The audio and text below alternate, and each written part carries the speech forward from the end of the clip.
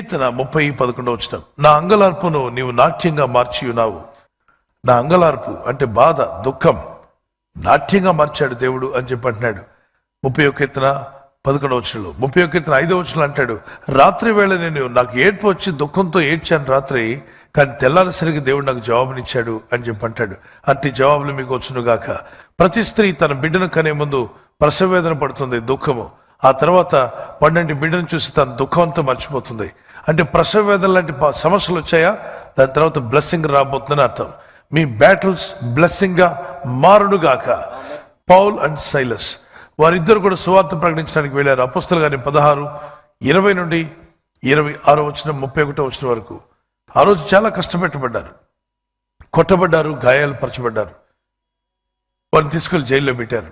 కానీ అంత దుఃఖంలో, అంత వేదనలో ఉండి కూడా వారు పాటలు పాడి కీర్తనలు పాడుచుండగా దేవుని కనికరం చొప్పున దేవుడు వారి ప్రార్థన విని భూకంపాన్ని పంపాడు. ఈ భూకంపం వారి తల మీద స్లాబ్ వారి నెత్తిమేం పడలేదు, పునాదులకు వెళ్ళిపోయాయి, డోర్లన్నీ ఓపెన్ అయిపోయి సంఖ్యలు తెగవతలు పడ్డాయి. దేవుని కాపుదల వారికి ఉంది, ఒక్కడు చనిపోలేదు ఆ భూకంపంలో. గొప్ప విజయాన్ని దేవుడు ఆ రోజు వారికి దయచేశాడు.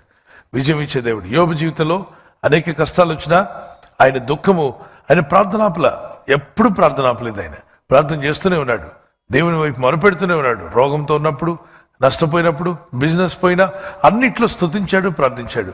ఇతని అంగలార్పును నాట్యంగా మార్చాడు. ఎలాగా మీ అందరికీ తెలుసు. ఎన్నంతలుగా దీవించాడండి? 2 అంతలుగా. 2 double portion God gave him and he was well blessed. అద్భుతంగా దీవించబడ్డాడు యోబు. హన్నా తన అంగలార్పు నాట్యంగా మార్చి వేశాడు. ఆమె ఏడ్చింది, పిల్లలు లేని గొడ్డుదాన్ని అని అంటున్నారు. ప్రభా, ఏమిటి నాకు ఈ పరిస్థితి అని కన్నీళ్లు గార్చి మొరపెట్టింది. ఆమె ప్రార్థన విన్న దేవుడు ఆమెకి సమయలని ప్రవక్తనిచ్చాడు. ఆమె తిరిగి ఆ ప్రవక్తను దేవునికి మొక్కుబడి చేసుకుని ఇచ్చేసింది. దేవుడు మరికొంతమంది బిడ్డలను ఆమెకి ఇచ్చాడు. ఆమె జీవితం ఆస్వాదించబడింది. దావీదు కూడా అంటాడు, David turn his worries into worship. దావీదు తనకున్న ఈ బాధలన్నిటిని వర్షిప్ గా మార్చుకున్నాడట. Turn your worries into worship.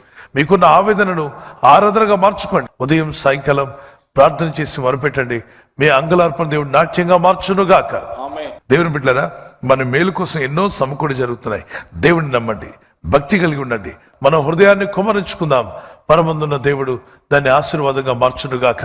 మీ అంగలార్పు నాట్యంగా మారునుగాక. నేను నమ్ముచున్నాను, నా దేవుడు నా అంగలార్పు నాట్యంగా మార్చగలడు అని నమ్మిన వారు can we lift up our hands and pray? మన దుఃఖం సంతోషంగా మారే రోజులు రాబోతున్నాయి. Let's close our eyes and pray. Father, we thank you for your word. ప్రభువా, నీ వాక్యాన్ని బట్టి స్తోత్రం చెల్లిస్తున్నాను.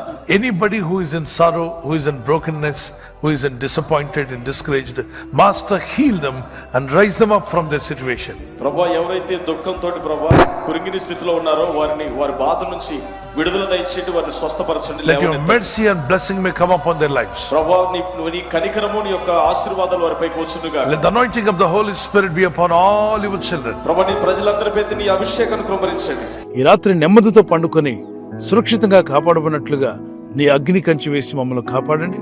మీ చిత్తములో కొనసాగే కృప మా అందరికీ దయచేయమని యేసుక్రీస్తు ప్రశస్త నామములో వీరందరికీ చక్కని నిద్ర దయచేసి తెల్లవారు లేచి కృపను మాకిమ్మని క్రీస్తు నామములో అడిగి వేడుకుంటున్నామా పరలోకపు తండ్రి.